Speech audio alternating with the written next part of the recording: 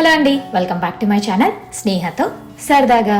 నా last India ట్రిప్లో మా పాపని అందరూ ఫస్ట్ టైం చూస్తున్నారనే ఎక్సైట్మెంట్తో పాటు మా చెల్లి పెళ్ళి అనమాట. సో ఇంకా చాలా చాలా హ్యాపీగా ఉన్నాను. కరెక్ట్గా 2 days ముందు అక్కడికి రీచ్ అయిపోయి ఆల్మోస్ట్ అన్ని ఫంక్షన్స్లో నేను కూడా ఉన్నాను అనమాట. మా బుజ్జమ్మని కూడా ఆ ఫంక్షన్కి తగ్గట్టు రెడీ చేసి ఇంట్లో వాళ్ళందరితో చాలా చాలా హ్యాపీగా టైం స్పెండ్ చేశాను. నాకు పెళ్ళిళ్ళు అంటే అందుకే చాలా ఇష్టం అండి. అందరూ ఎంత బిజీగా ఉన్నా ఆ 2-3 days టైం స్పెండ్ చేసి అందరం కలిసి హ్యాపీగా ఎంజాయ్ చేస్తాము. ఇంకా హల్దీకి అయితే మేము అందరం కజిన్స్ ఒక కైండ్ ఆఫ్ అవుట్ఫిట్స్తో రెడీ అయ్యాము. సో దట్ పెళ్లి కూతురు డిఫరెంట్ లుక్లో ఉండాలి, మేము డిఫరెంట్ లుక్లో ఉండాలనుకున్నాము. తన కాస్ట్యూమ్ ఏమో full of lemon yellow with flower జ్యువెలరీతో మ్యాచ్ చేసింది. మేమైతే ఇంకా కజిన్స్ స్కర్ట్స్ వేసుకున్నాము. మా ఇంట్లో ఉన్న చిన్నపిల్లలకి మాత్రం గౌన్ స్టిచ్ చేపించేసాము. ఇంకా అబ్బాయిలు ఎల్లో టీ-షర్ట్స్ అనమాట. ఓవరాల్గా సందడిగా జరిగిందండి. కొన్ని రీల్స్ తీసాము, కొన్ని వీడియోగ్రాఫర్ చెప్పిన ఇలాంటి ఫన్ మూమెంట్స్ క్యాప్చర్ చేసాము. ఇంకా వీటన్నిటితో పాటు యాజ్ యూజువల్ పెద్దవాళ్ళు ఉన్నారు కదా, వాళ్ళ ట్రెడిషన్స్ అన్నీ ఫాలో చేయించారు. ఆ ట్రెడిషన్స్ ఫాలో చేస్తూ కూడా మధ్యలో ఇలా మొత్తం రాసేసుకొని ఒకరికొకరము వాటర్ అంతా వేసేసుకొని చాలా చాలా హ్యాపీగా గడిచింది. వాటిలో కొన్ని మూమెంట్స్, కొన్ని బిట్స్ మాత్రమే ఈ వీడియోలో పెడుతున్నాను.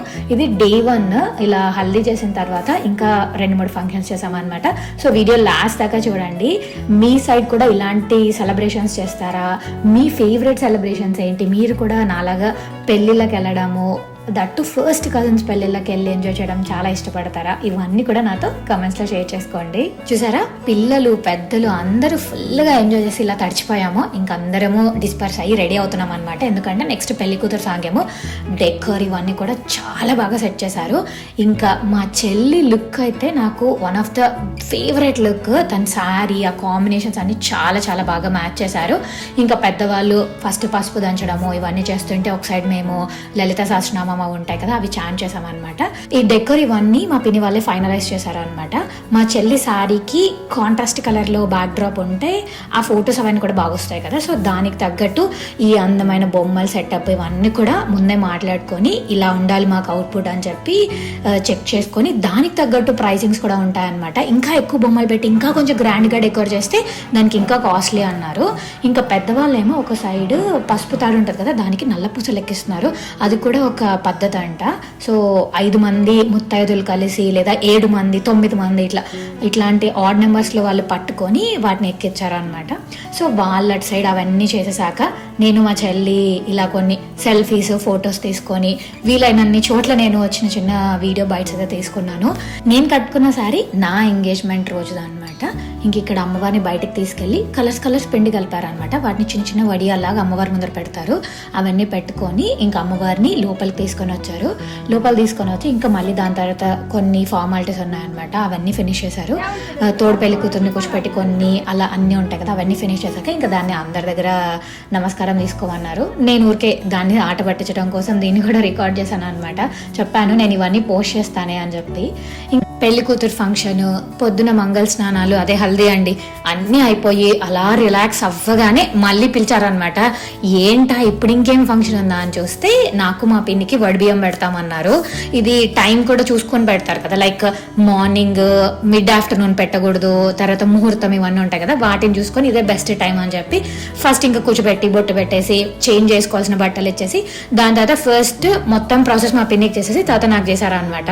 ఆఫ్టర్ 3 years తర్వాత ఇండియాకి వెళ్ళేసరికి ఇవన్నీ ఫంక్షన్స్ చేయించుకోవడము, మనం అన్ని ఫంక్షన్స్లో పార్ట్ అవ్వడము నాకైతే చాలా హ్యాపీనెస్ అనిపించింది.